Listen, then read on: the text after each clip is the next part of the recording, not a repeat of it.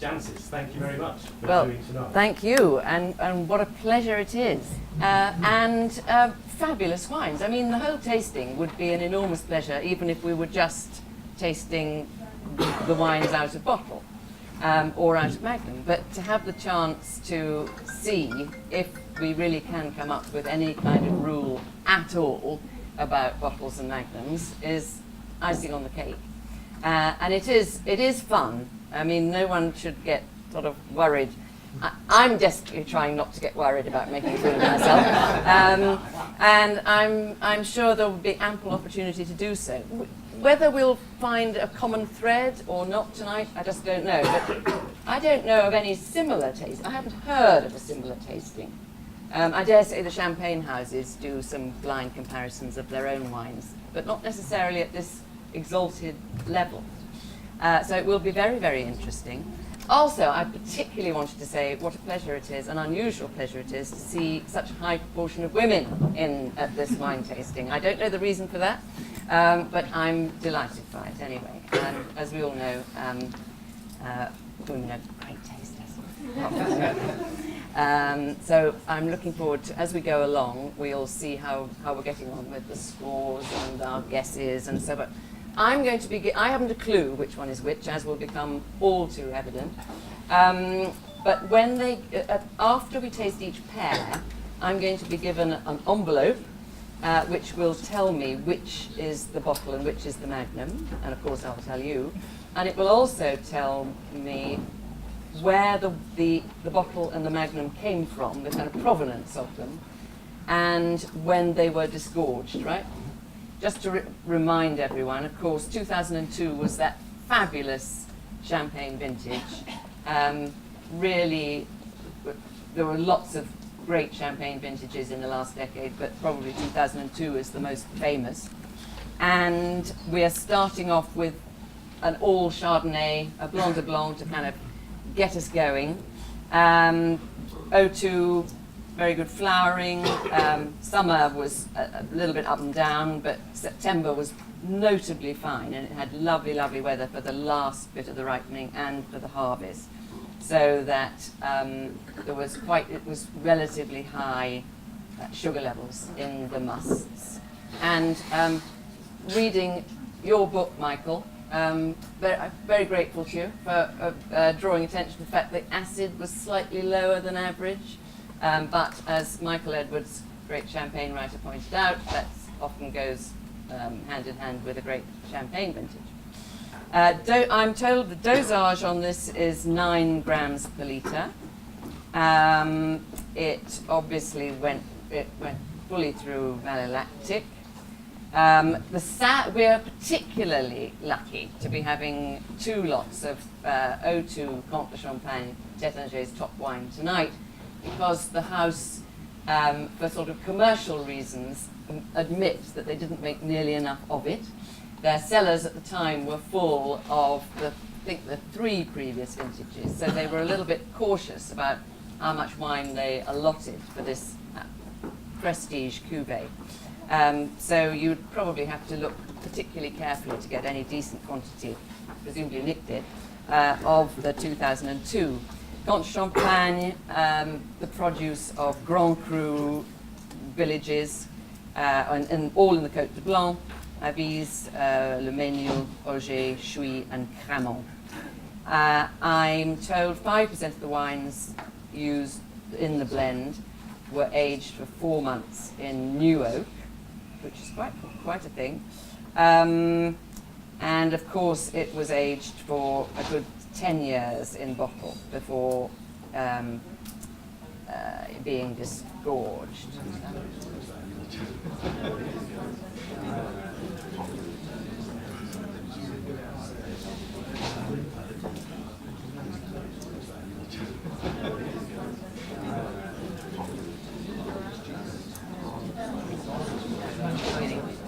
In theory, wine, as many of you know, wine in general, champagne in particular, is meant to age more slowly in a Magnum than in a bottle.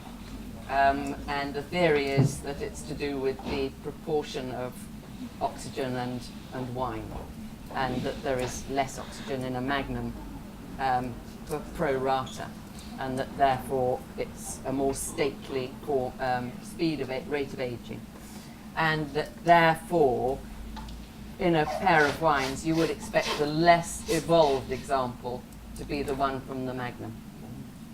So I'm going to vote for Magnum for the wines that I think seem more evolved, and we'll see whether the theory is correct. Sorry, less evolved. Sorry. Sorry, thank you. And I have smashed everything out so far. Who would like any more time to taste, or? Chris, how many results? Another quick question though. Yes. These wines seem to be developing already in the glass. Mm-hmm. Given Magnum and bottle is, I have no idea, but maybe marginal. How quickly before it's all equalised out, because it's in the glass getting what's fair? I would have thought that although the wines develop in the glass, I wouldn't have thought they would reach the same evolutionary state in the glass in just a kind of half an hour or an hour.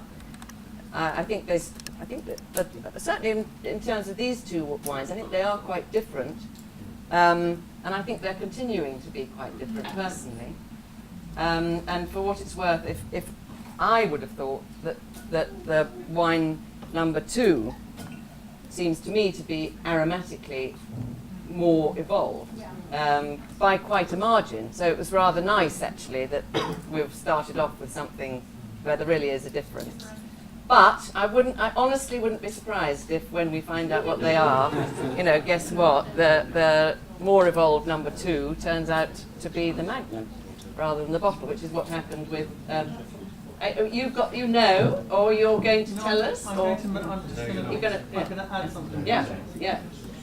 And that is that it's Philip Tuck from when considering these wines, I concur with what Jancis said, but it's not only a case of evolution, it's a case of complexity and how well the wine has aged and gelled together and become the real deal, as it were. So whilst one wine may be that much more evolved or less evolved, that's one consideration only. I would also urge you to consider actually how fine each bottle is, because often the finer wine, the more complete wine, the more complex wine might be from the larger format.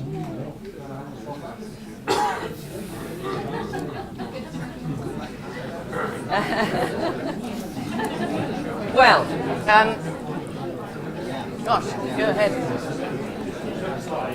More you think wine is the Magnum.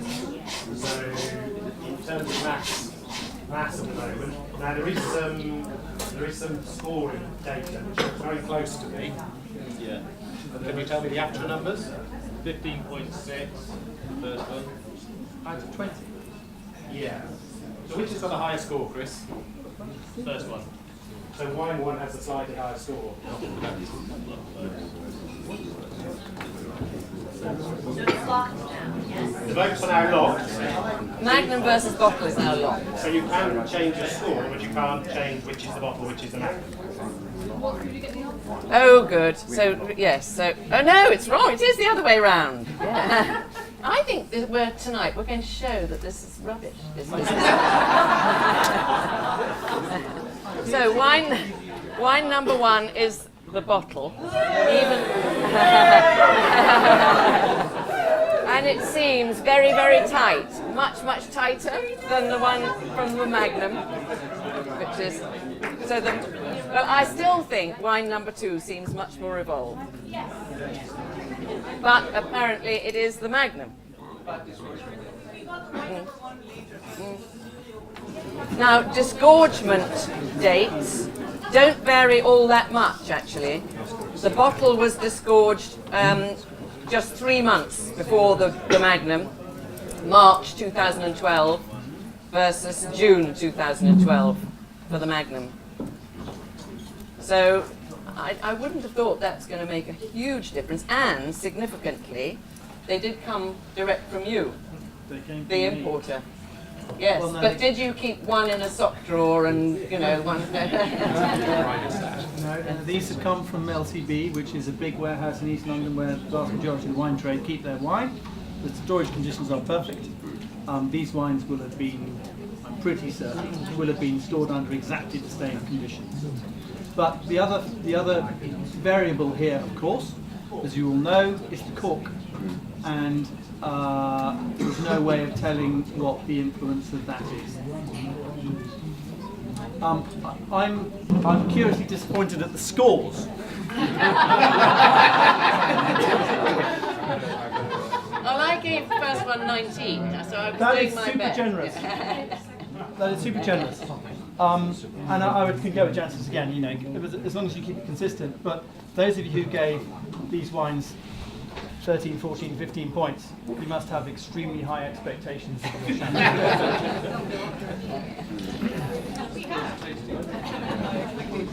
So quite a contrast with the next O2, having gone from the sort of arguably the most sort of flirtatious and elegant of the Prestige Cuvées to Bollinger RD, which is kind of all chest beating and Pinot dominated.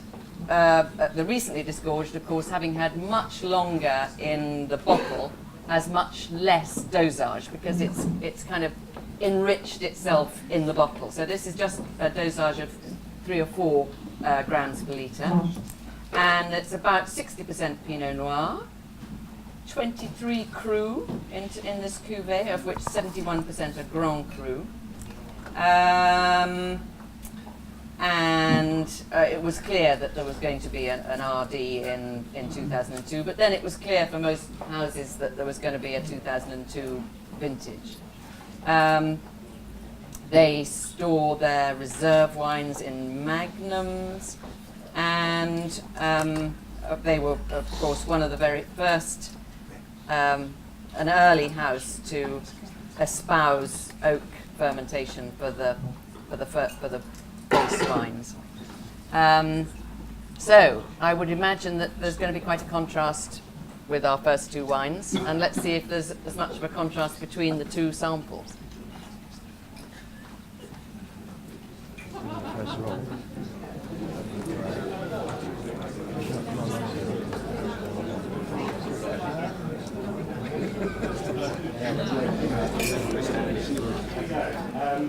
This has split pretty much 50-50.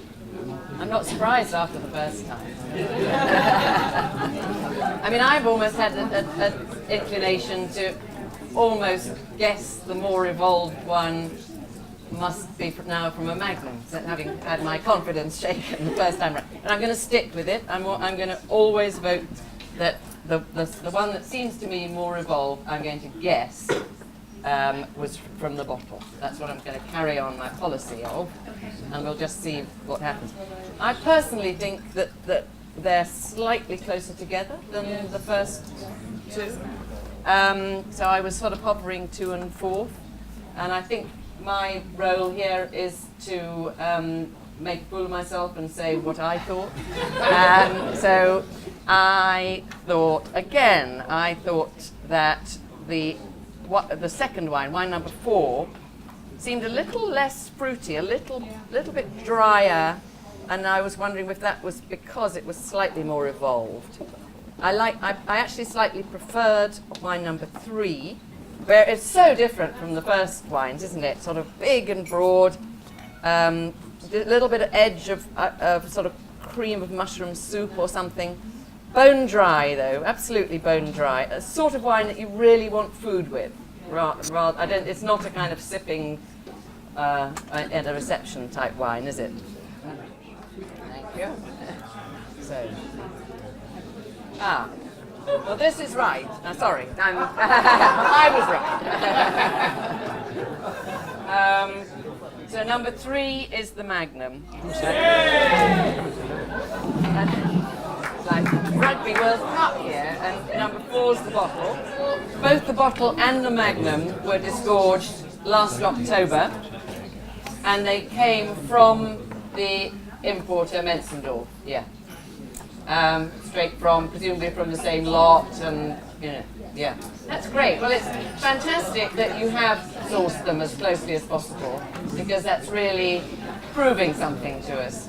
I was worried that perhaps they were going to, you know, that there were too many variables, but there aren't. A little word while they're being delivered about it. So it's Dom Ruinart 98. And we're now back to 100% Chardonnay, a Blanc de Blanc. 98 was really seriously varied weather, even much more than 02, with heat and cold, but there was an August heat wave which helped to bump up the sugars in the must, but there was a lot of rain in September, so that the musts were really quite acid, and it took some skill to make a really good 98, but there certainly are some. I believe this wine, although we have here a picture of Frédéric Panayotis, who is current winemaker of Dom Ruinart. I think this vintage, 98, was actually made by his predecessor, Jean-François Barra. The kind of peculiarity, if you like, of Dom Ruinart Blanc de Blanc is that although they source about 2/3 of the grapes from the Côte des Blancs, which is the usual place to find top quality Chardonnay, they lean quite heavily, for a third of it, on the sort of richer Chardonnays from the northern slopes of the Montagne de Reims, particularly their vineyards in Sillery, you know, which used to be sold as Sillery, Verzenay and Puiseux. And I think aren't they very proud of being the oldest house in Champagne? That's their kind of claim to fame.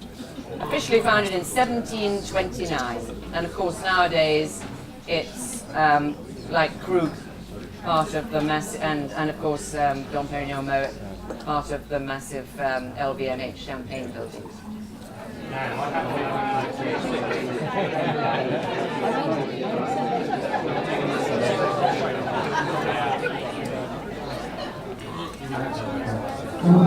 The difference that I noticed in the two was acidity levels. I thought 5 seemed much higher acid than number 6.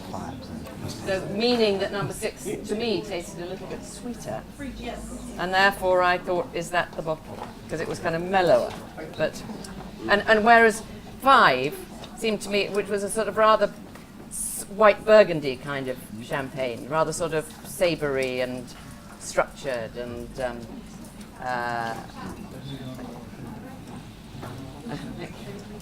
so in fact 5 was the bottle and 6 was the Magnum,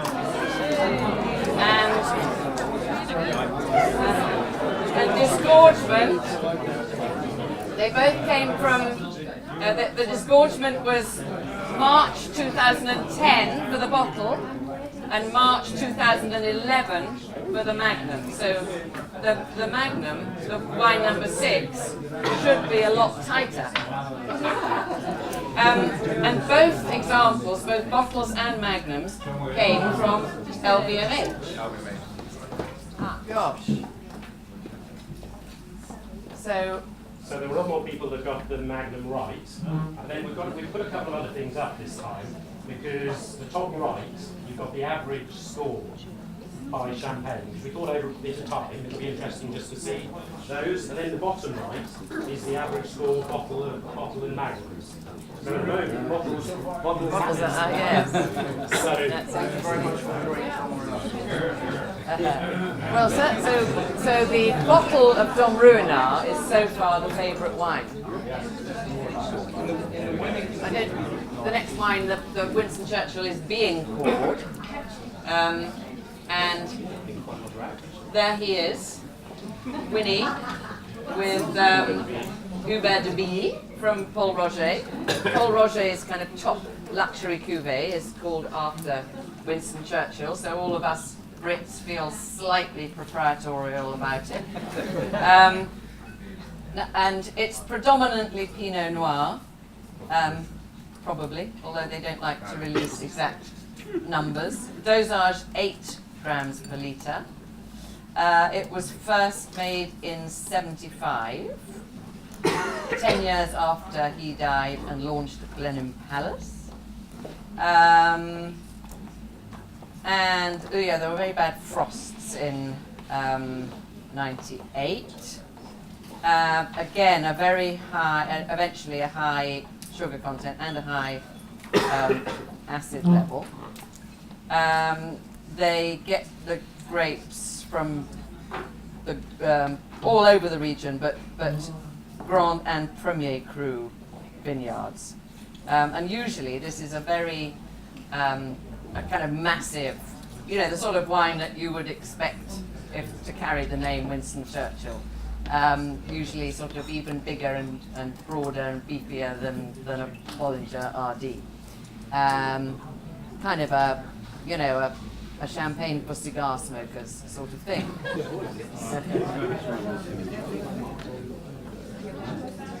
Deep colours, aren't they? Anyone noticing a colour variation between these? Yeah.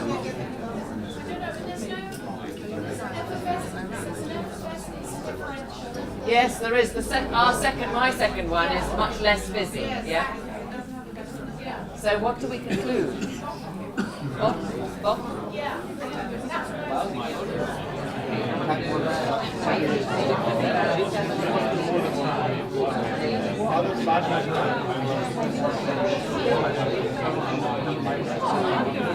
So, very big difference between the two, you think? Very big. And as we can see, the fact that wine number 8 seems so developed. Are you? No, you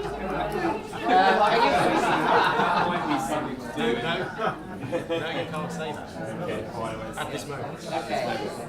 So we may have it all wrong, folks. I'm picking up the sort of little signs here, but it does seem really so much further along the development path, doesn't it? And I must say, I really liked wine number 7. I thought it was fantastic, long, and sort of elephant on a tightrope. You know, it's just kind of in balance because it's a big wine. Whereas wine number 8 just wasn't fresh enough for me to really. But perhaps you know something we don't. You can't say it.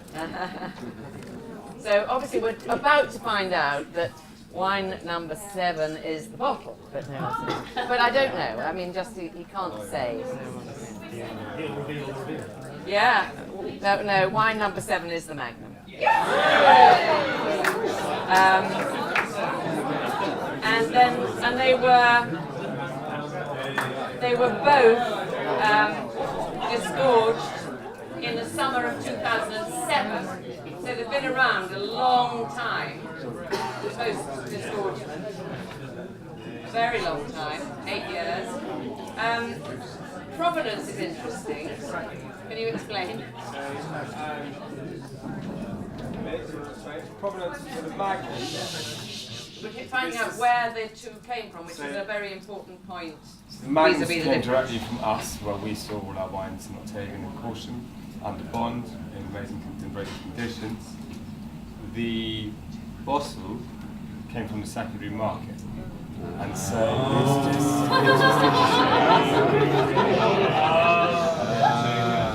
but well, I'm just putting it out there. I'm just throwing that into the ring. Does everyone know the connection between Churchill and Pall Mall? Go on, tell the story. So I won't tell the whole lot because it's quite long. But Churchill basically, we've got receipts going back to 1908 of Churchill buying vintage Pall Mall champagne. And Winston Churchill met Odette Pall Mall, who's from the 3rd generation, who was a very pretty Parisian lady. And they met in 1945 in the British Embassy in Paris through Duff Cooper, who was the British ambassador. And they served at that lunch the 1928 vintage of Pall Mall, which turned out to be Winston Churchill's favourite vintage. And Odette and Winston Churchill had a lifelong friendship together. They liked the same things, they liked shooting, fishing, all that. And then for every birthday, Odette would give Churchill a case in 1928. I think he literally drank us out in 1928 vintage. And then Churchill also named a racehorse after Paul Roger, which turned out to be a very bad racehorse, but only won in 1953, the day of the coronation of the Queen. And he died in 1965, and 10 years later in 1975 was a fantastic vintage in Champagne. A very, very good vintage. And so as a sign of gratitude, after we put black lines around all our labels, we decided to name our special cuvée after him. And the first, as Jancis said, was released in 1984, a Magnum only at Blenheim, where Winston Churchill was born. And we've just released the 2004 vintage. It only comes from our Grand Cru sites, and comes from the very best grapes and the very best years. It's a very, very small production. So I hope you guys enjoyed it. Thank you. And there's a very interesting television series just starting called $1 Million Princesses, about the American women who came over here and married into the British aristocracy, of whom Winston Churchill's mother was one, right? Yeah. We worked out the other day that he drank about 42,000 bottles of it. So, quite a few. So in the next flight, watch out, there are 3 different bottle sizes, same wine, Krug 98. There's the regular bottle, the Magnum, and then the Jeroboam, which is the sort of double Magnum, effectively. Krug, of course, very, very concentrated, dense, kind of intellectual wine that sort of really demands attention. Always made up of incredible number of different ingredients.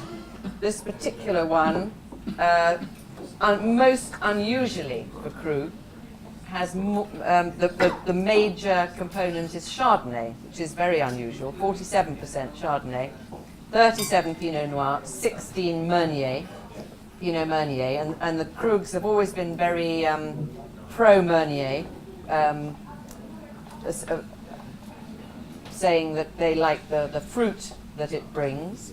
Although I don't think anyone would describe Krug as a particularly fruity wine, but I mean, who am I? I couldn't countermand. Henri Krug was the most fantastic blender, and it's now, in fact, this was the first vintage of Eric Lebel, who's now the chef de cave there. There was some discussion about whether they would make it so heavily dependent on Chardonnay, but it was Henri Krug who proposed that the Chardonnays were so good in '98 that this should be the major ingredient. The first time it was the major ingredient in a vintage Krug since 1981. This hot August, and the Chardonnays were particularly good. Krug vineyards in Trepaille played a key role. And some of the Meuniers come from the Marne Valley. It's when I've tasted it before, it's a very, very dense wine. So it may be difficult to get through that density to see what sort of size of bottle the wine may come from.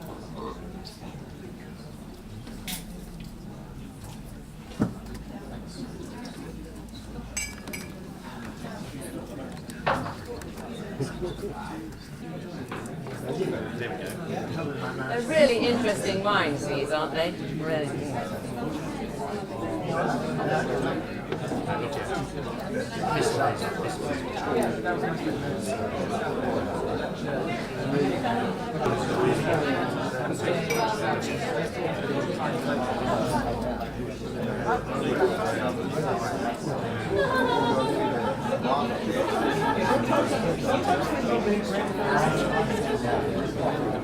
Would you agree that these three are very different from each other, very different from what we've had so far, and actually very rewarding in their different ways? I thought that wine number 10 seemed just marginally very slightly simpler than the other two. So I wondered, was that the bottle? I don't know. It seemed a little bit lighter in terms of weight than the other two. The 9 seemed very youthful to me, with lots and lots of layers of flavour. I thought that was really, really, both 9 and 11, so I was really intrigued by. Very tight texture, but 11 seemed to have a little bit more evolution on the colour, was it? Yeah. And then I thought 11 was really, really interesting and savoury, very dry on the end, but it had lots of fruit and sweetness before then. So it will be very interesting. Put it that way. Okay, so most of you are guessing that wine 9 is the Magnum. Yeah. Wine 10 is the Jeroboam. Okay, so I think we can lock this one. 42 have voted, and it was in the order of Magnum Jeroboam bottle. No, it is actually. It's Magnum Jeroboam bottle. So 9 was the Magnum, 10 was the Jero, which I thought was the simplest, and 11 was the bottle, yeah? So, big difference in the disgorgement times, folks. So, wine number 9, the Magnum, was disgorged in spring 2010. Wine number 10, the Jeroboam, was disgorged in autumn 2013, so was the most recently disgorged, so that's why it was so simpler. And wine number 11, the bottle, disgorged in October 2007, so that was a long time ago. And they all came from you, right? So tell us a bit about Jeros versus Mags for you.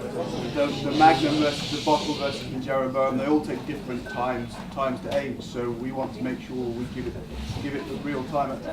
At Krug, we don't see time as a barrier for it at all. We want to make sure the wine is released when it's absolutely perfect. So I know there's been a lot of interest in disgorgement and assemblage this evening, and I don't know if you're aware, but Krug actually is really incredibly transparent about this. We have something called the Krug ID on the back of every one of our bottles that we release.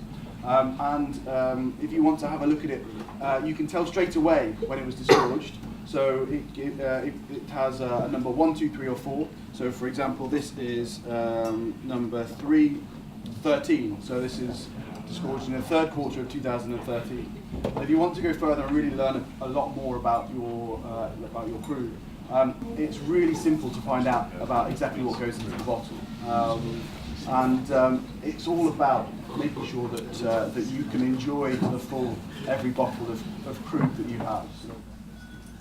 But I must say, Krug, I admire Krug for not pursuing this policy of releasing wine according to their development rather than according to the strict calendar years. And they've done that for many years now.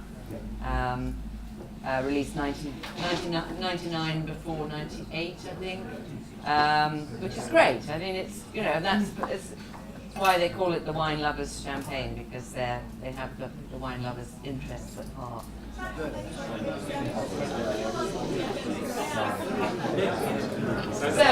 So we've all got Cristal. We're very lucky people. 2 glasses of Cristal 96. Another vintage that was very highly regarded. Has sort of very slightly lost some of its initial luster over the years. It was very, very high acid vintage, and some of the wines haven't aged beautifully. Some of them, the acid has dominated the fruit throughout, and so there was a kind of little revival of enthusiasm for 95, as some of these 96s didn't show so well. But I'm sure that the Cristal 96 is going to reveal itself to be gorgeous. It's 61%. I certainly, I don't know if it's the most recent note, but in 2007 I thought it was stunning. 61% Pinot Noir, 39% Chardonnay. Jean-Baptiste Le Caillon thought that this was a vintage that would not respond particularly well to oak aging, so only 3% of the wine was aged in wood. And of course, the Roederer family owned Frederic Rousseau there, seen through the orange or yellowy wrapping of Cristal. The sad thing about Cristal is that most of it is drunk far, far, far too young. I'm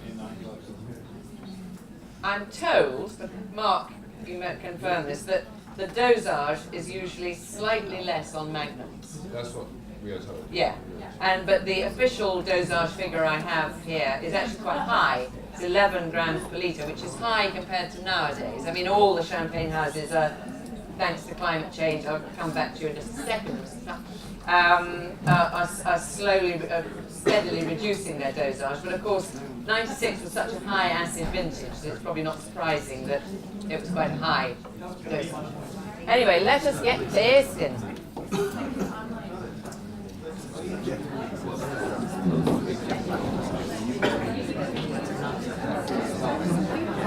So tell me, you think I'm getting the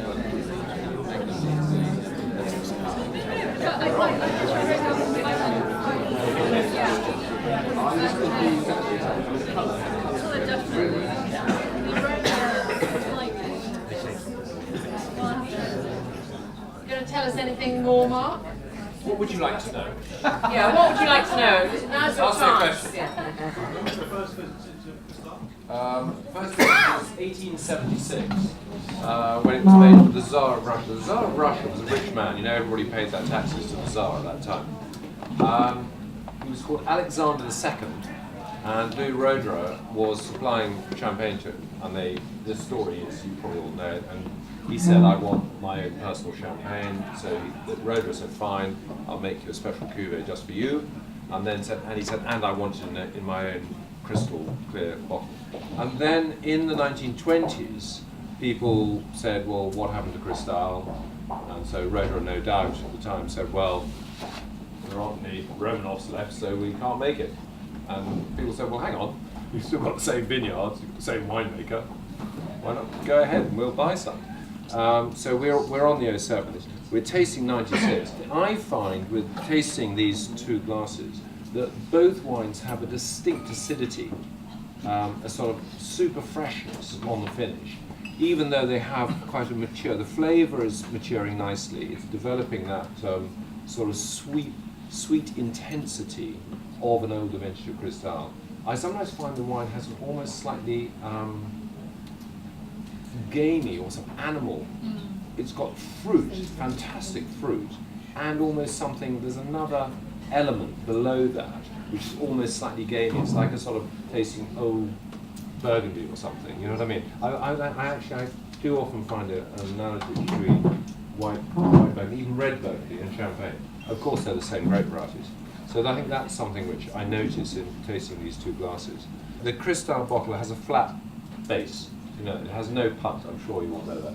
So it is actually one of the few bottles left in Champagne where they are obliged to hand remorage, hand riddle, because you can't put it in a all their other wines go into metal crates and go onto the remorage machine, which does it all for you. But they've got these poor old buggers who are still there, turning the bottles and tipping them for Cristal because it doesn't work because of the flat bottom. The top of one bottle doesn't go into the punt of the next one, so they slide around. So they have to still do the But remorage by hand. technically, it could have punt. I mean, it wouldn't change the wine, would it? If Oh, well, the it's bottle- actually in the legal description. Oh, really? Yeah, the bottle itself is a trademark. Oh. Yeah, the crystal bottle is a trademark, which was registered by Roederer.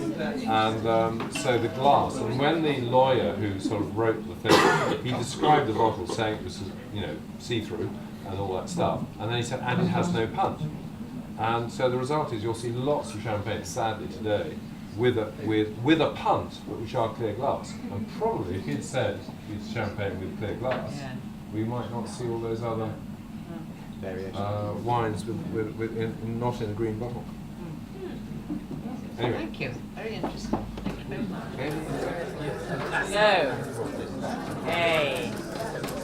So wine 12 was the Magnum. And wine 13 was the bottle. And they were disgorged a year apart. The bottle was disgorged in 2002, and the Magnum was disgorged in 2003. So they've had a lot of time post Lee's contact. They were both stored at Octavian, but one bought from a private individual, one, I don't know. But they have been stored in the same condition. It's an interesting question. One person has got everything wrong, and it wasn't me or Jancis. It wasn't the inside job. We believe number 27.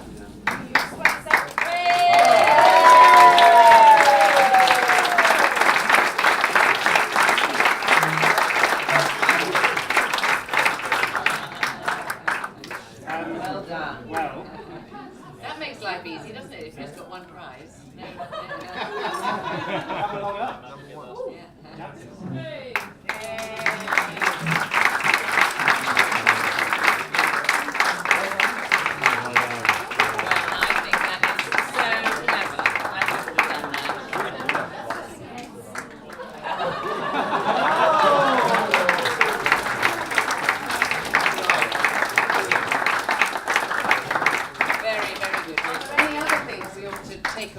Well, yes, go on.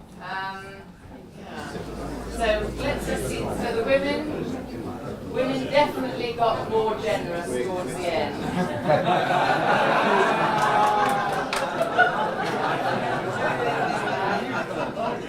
Alcohol is a great solvent, and the men slightly more generous. It's very interesting how the women started off being so tough. Yeah. Jancis, Yes.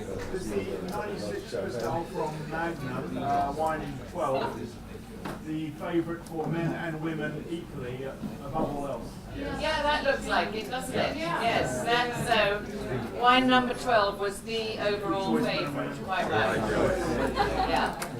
So, but then it was the favourite one of the oldest ones, I suppose. And it's always a problem, isn't it? You know, are we scoring for now or scoring for potential? But certainly that bit was looking awfully good. I like the Cristals. I like both the Cristals, and I actually very much like the Comte, the very wine number 1. I thought showed very well. And then they were, I suppose, they were the most charming. They were sort of the intellectual ones along the way. No, it has been a treat to taste mature Cristal. It's been a treat to taste all these wines, which are wines that, I don't know about you, but certainly even I, who devote my life to writing about wine, I don't see these wines often. So it's been a real thrill to compare them, whether with unconscious bias or not, and the extra excitement of seeing whether we could possibly work out a rule with bottle versus Magnum. I think I've decided still up in the air, but anyway, it's a fantastic chance. So thank you very much for organising. Thank you.